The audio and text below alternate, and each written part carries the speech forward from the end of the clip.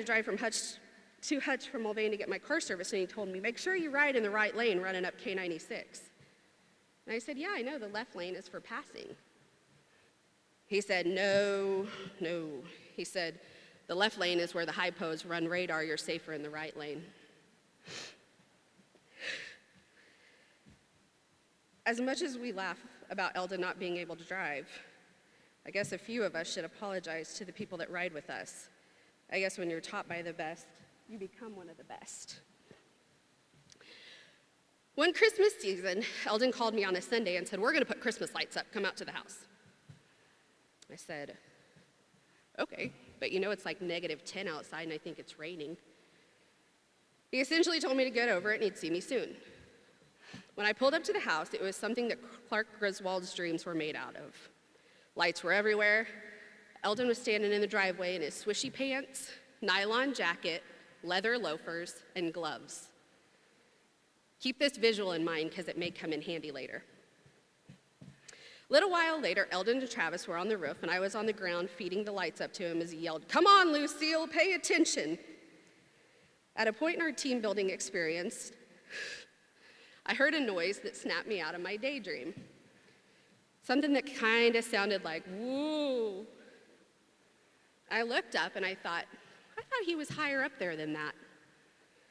And then I heard kind of a noise, like a sliding noise, like an Eldon sliding down the roof at me noise.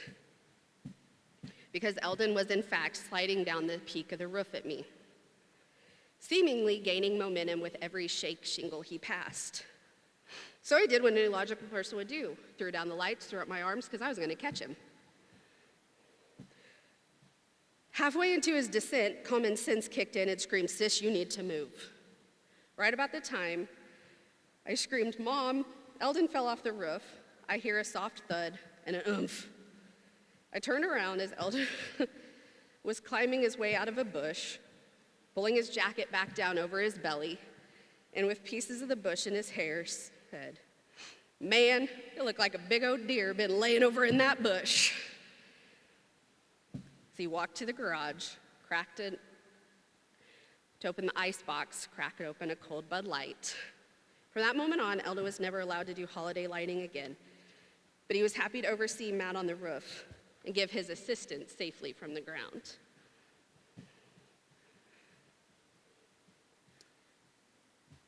I can't say that he was one in a million, because that would mean that there was somebody out there that's like him. And I don't think that's true. Absolutely, there are great people everywhere. So many of you are in this room today. But there has never been and will never be another Eldon Estes. This pain is real, it's hard, and it's indescribable. But Eldon left on his own terms. He lived every single day of his life, truly lived it. He deserved to live, not just exist. After his diagnosis over a week ago, that's what happened. He would have simply existed. And selfishly, we all want him here. We're not ready. But are you ever ready? To everyone in this room today, thank you. Thank you for your stories. Thank you for your love. Thank you for loving Eldon the way you all do. And I want to ask you a favor. In the coming days, hours, months, and years,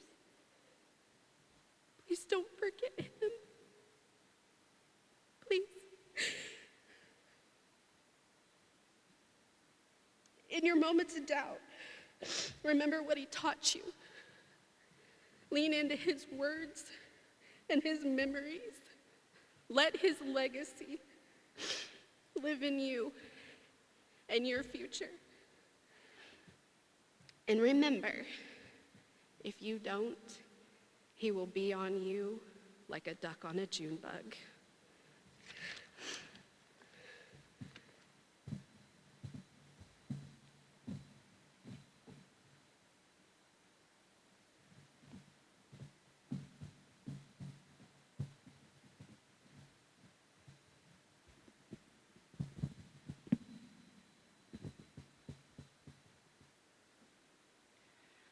First, I want to thank all of you for being here today, especially in this crazy world that we live in right now. To see so many who are here who loved my dad and are here to celebrate his life is an incredible testament to the man that God chose to be my father.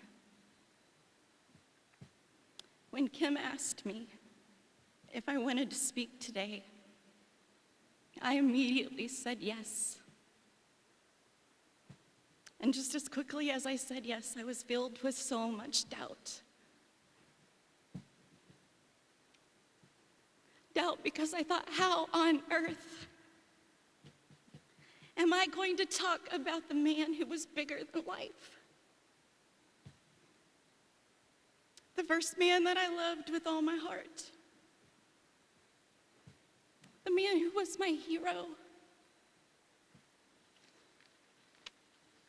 But I just can't possibly get that right. But I'm going to try my best because I know that's what he would want me to do.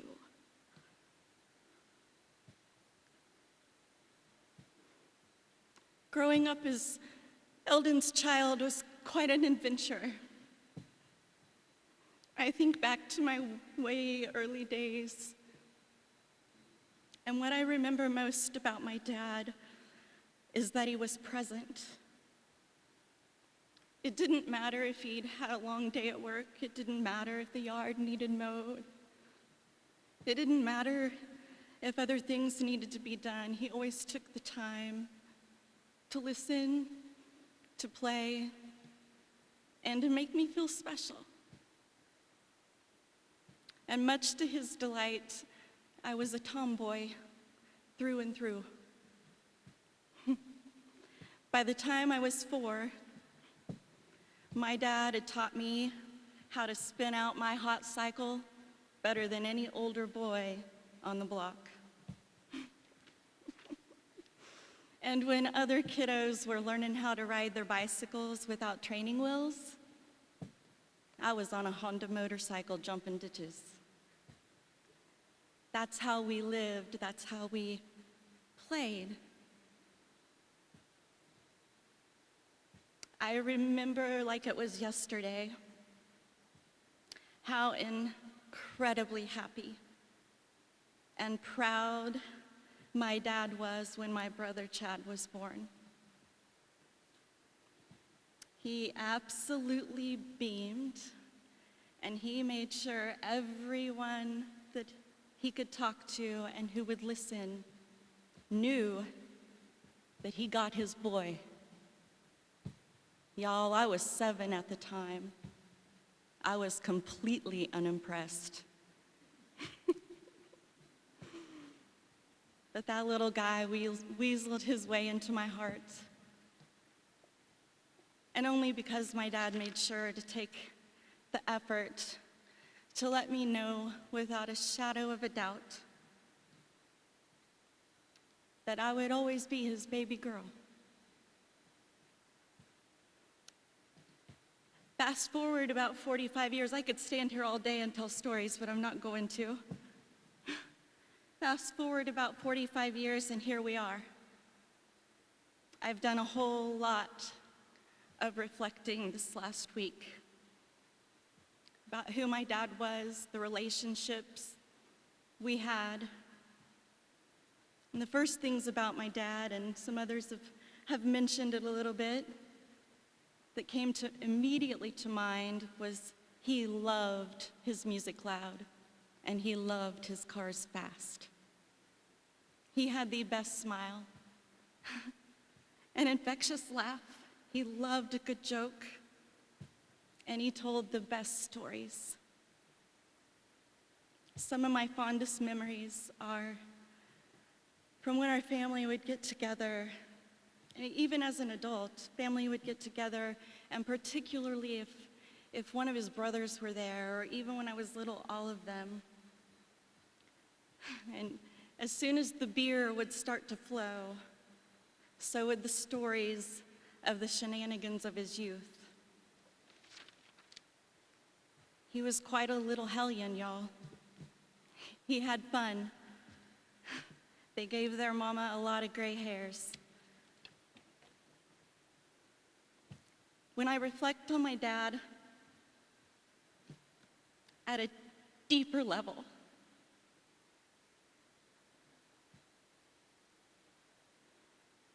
I realize that although my